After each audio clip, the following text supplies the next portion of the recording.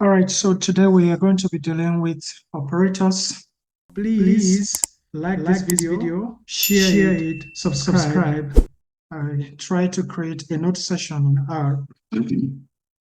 Just Control Shift R, and it brings a dialog box where you can write the heading operators.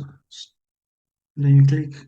If you want to write note in R, you just type hash before any line, and R considers it as a note. It doesn't run it together with the other codes that you will be writing subsequently. So today we look at operators, and operators are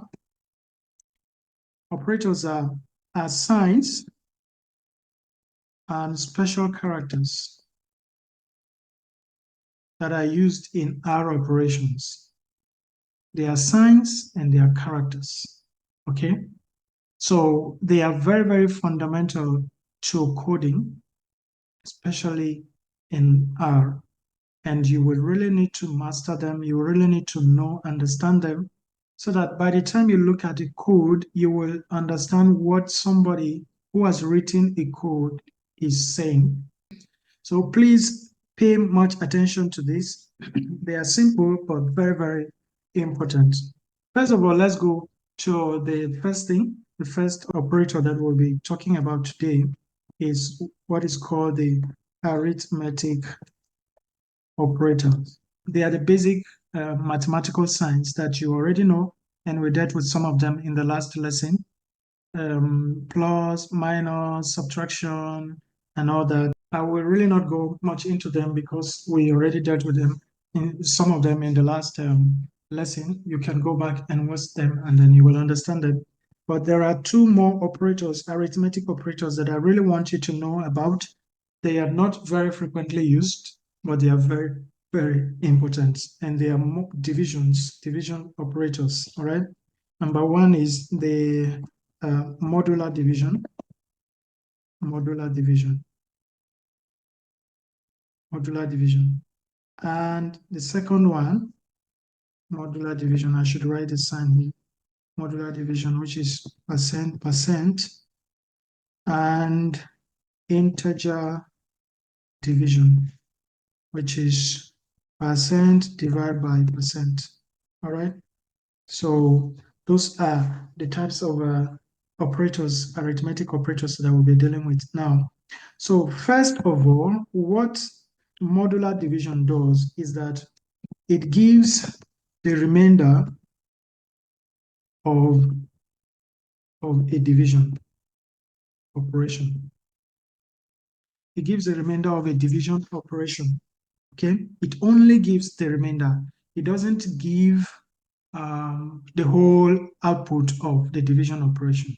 Okay, so example, if we want to divide 9 by 9, it gives us what? It gives us 0. This means that 9 divided by 9, the remainder is 0. You see that? So usually if you want to divide 9 by 9, it should give us 1, isn't it? Yes, it is. So, but now in this case, it is considering the remainder of every division. Here we see that the division is 1, but the remainder is 0. It is a 0 that it gives. Okay, if you take another example, 9 modular division 2, what does it give? It gives 1. Why do you think it's giving this 1?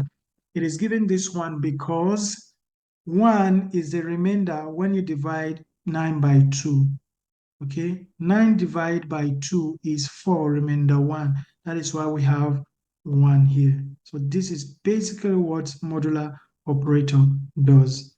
The next operator is the integer operator. The integer operator. Okay, and what does it do? I should write this. Percent divided by percent. What does it do? It gives the result of division, but ignoring the remainder. So it gives a division, but it ignores the remainder. It doesn't give you remainder. While modular operation ignores the result but gives you the remainder, integer division gives you the result but ignores the remainder. We will use the same values as we have used here. Now we have 9 modular divide by 9. What does it give? It gives 1. So this is telling us that it's what? It is 1. All right? So 9 divided by 9 is 1. But if you do this, it's saying it's 0 because there is remainder 0, and this one, the answer is 9. If you do the next example, 9 modular division 9, division 2, what does it give? It gives 4. That is to say, 9 divided by 2 is 4. Remainder what? 1, as we saw earlier, but it doesn't consider the remainder. It just gives you the whole number of the result. Okay, so that is that about the divisions. These are simple, but you will get to appreciate them when you see them and analysis of data. Okay, so keep this at the back of your mind that we will refer to these things very, very frequently, and you really need to have them in your head. Okay, so the number 2 operator, which I consider very, very important, is the assignment operator. Right, the assignment operator. These are used to assign values. Yeah, values per se, values, vectors, or whatever you call them, to a variable or an object. You remember in the last lesson, I talked about the fact that R is object-oriented, which means that you can store values in an object and then you come and get them later. You can retrieve them later. And instead of mentioning the name of each object, you can call, of each value, you can just call the object name and all the values will display for you. In the last class, we talked about addition, and then we added 3 or 4 plus 3. What does it give? It doesn't give you anything right now, but then you call this add. Most time you have to just run it and then it will call and it gives you 7. But what I do for, especially if I just want to quickly look at the values of an object, I just highlight it and run. All right. And then when it runs, it gives me 7. So this is saying that 3 plus 4 to be assigned to what? Add. It means that you are storing 3 plus 4 in the object add. Okay? So anytime you want to use 3 plus 4, you don't need to call 3 plus 4. You just call add. For example, add plus 2 gives us 9. You know already that the value of add is 3 plus 4, which is 7, plus 2 is what? 9. So this is what this does.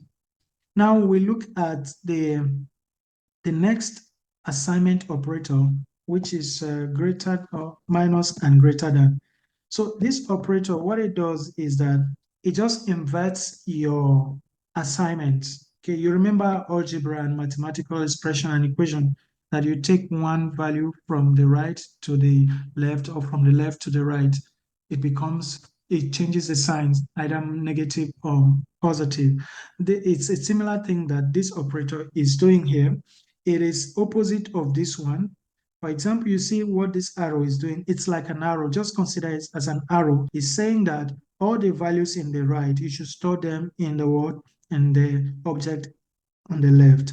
It's the same thing that happens here. In this case, all the values in the left, you will store them in the word object in the right. So in that case, what we'll do is what? 4 plus 3. And then what do? It gives you add 2. Let's call it a different name so that we don't confuse it with this one, add 2. And it gives us, all right, call add 2, and you have it to be 7. So this is what it does. People really don't use this inversion because it really can get people confused. Because when you have a lot of scripts, a lot of codes, around that can take almost the whole page of this, and then at the end you just assign it. It doesn't go that way. So the first thing that people do is just write the name of the object and then have this arrow assignment operator and then begin to type things. All right. So at the end of it, you will know that, okay, when you run it, the whole thing will be what stored in this object, and you can access it much more later. So the next one is the equal operator. This actually is not equal to, okay? In R, equal to is really not equal to. It is an assignment operator.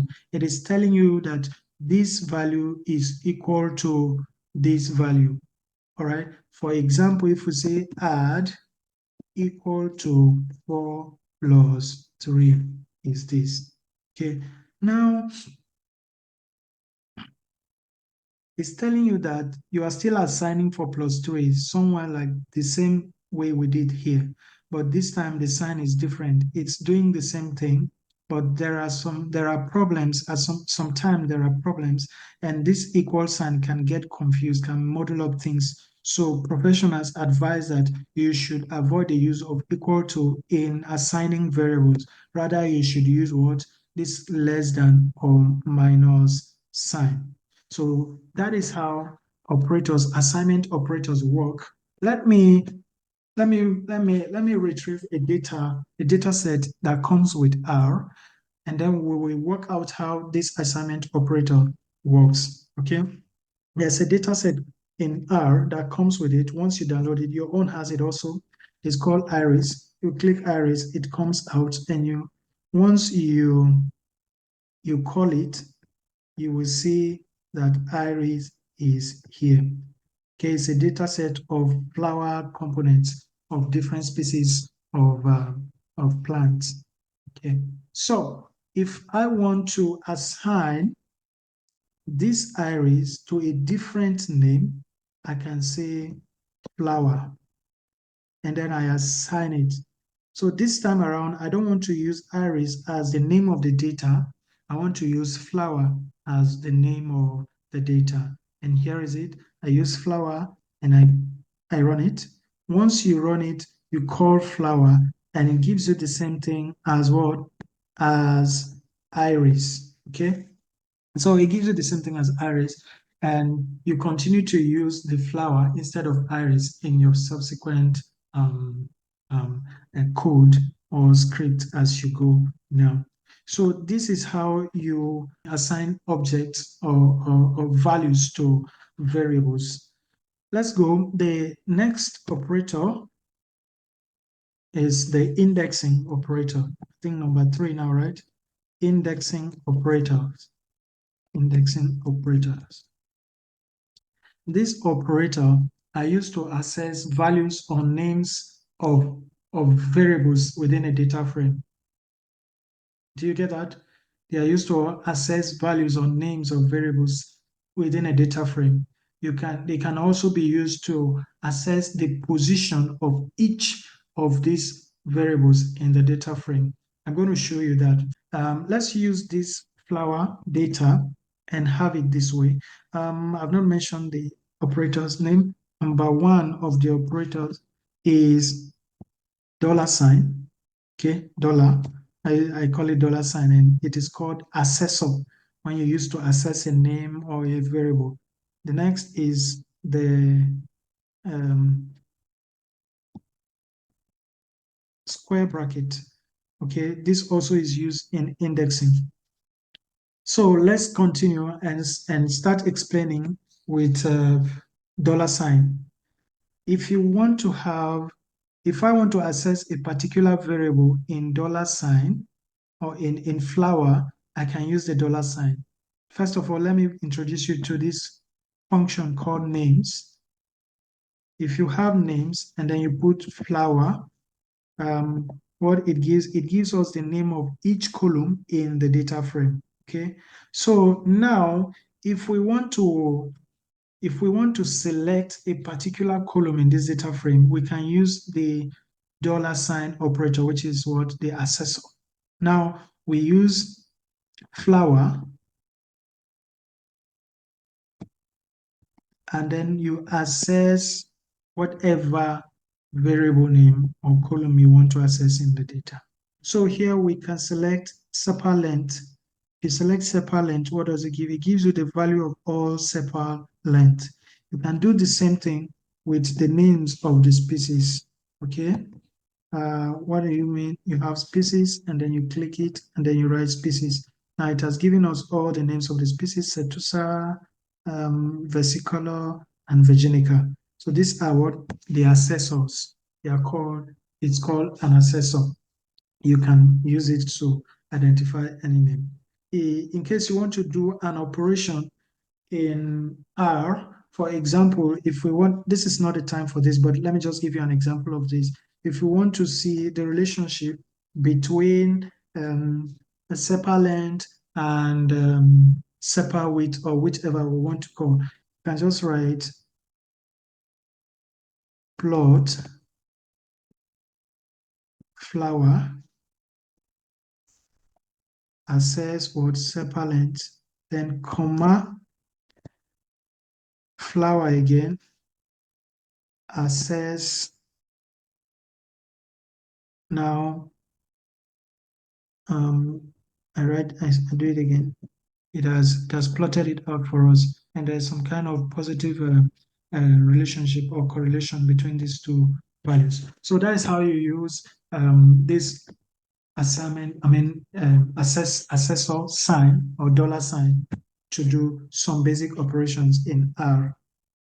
The next one is the square bracket. So this square bracket, this one is very, very important as well.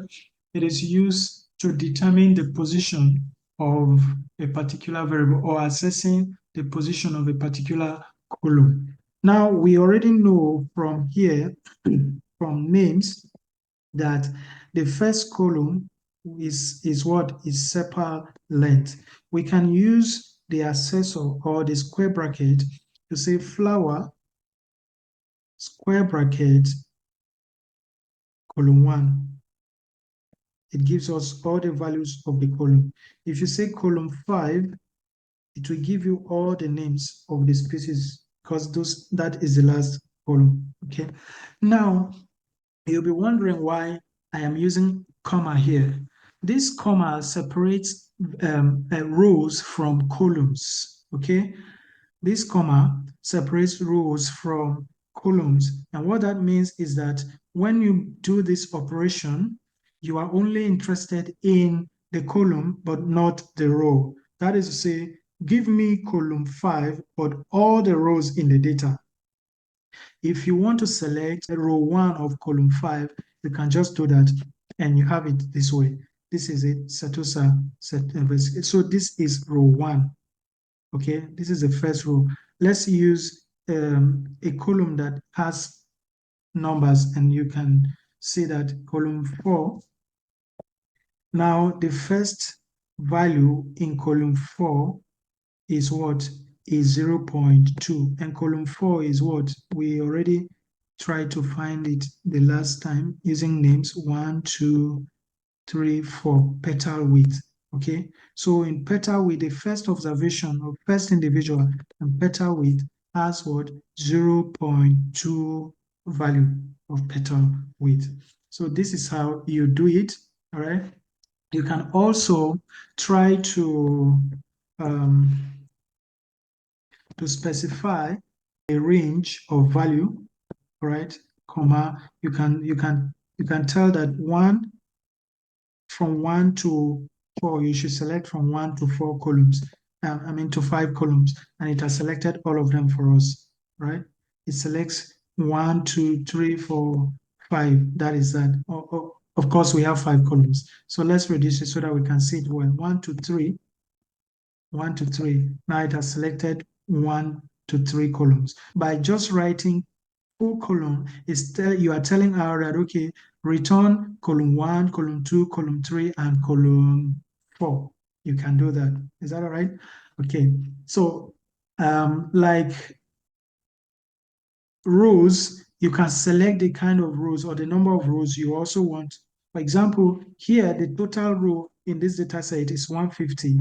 You can select just 30 rows, and you have it, okay? You select 30 rows. Okay, all right. So what this is saying is that select the 30th row, 30th observation in in column 1 to 4. If you want to have a range of values, maybe from row 1 to 30, you have to make it a series. Like you have to create this 1 to 30, and it will give us value 1 to 30. One thing I need to tell you is that there is difference between square bracket and this one, okay? This round bracket. This one, this round bracket is actually used by functions. For example, if I say names, like we have done earlier on, it comes with what? A bracket where you can impute the name of the data or whichever vector you are dealing with. Okay, so that is the essence of this. It's not for assessing or indexing values in data frame. So I hope you understand that. Now let me give you a reason or a good example of this. Let's use the core function in R. The core function calculates correlation between two numerical variables. Okay, so if we have core, what do we do? The next thing you will do is that now you have core, this is a function, but you want to calculate the correlation. Okay, you want to correlate column 1 and 2 in the data set flower. How do you do that?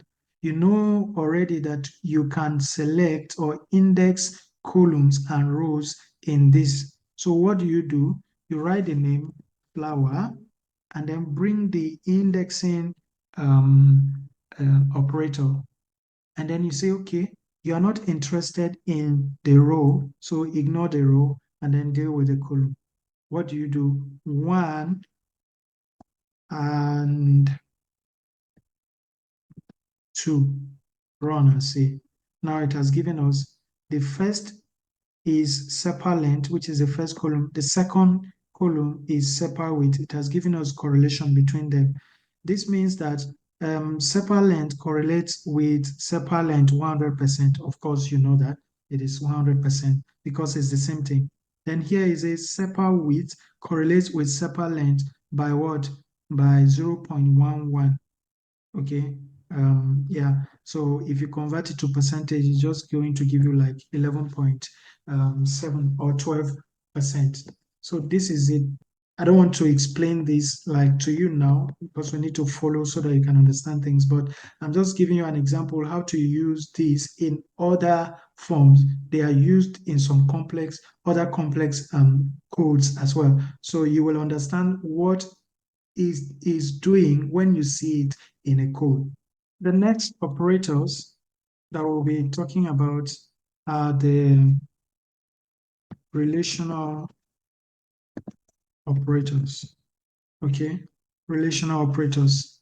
They're actually operators that are used for comparison so that if the answer is true, R brings out true. If the answer is false, R brings out what? False. And let's list them. One is equal, equal. In R, double equal to sign is what is called equal to.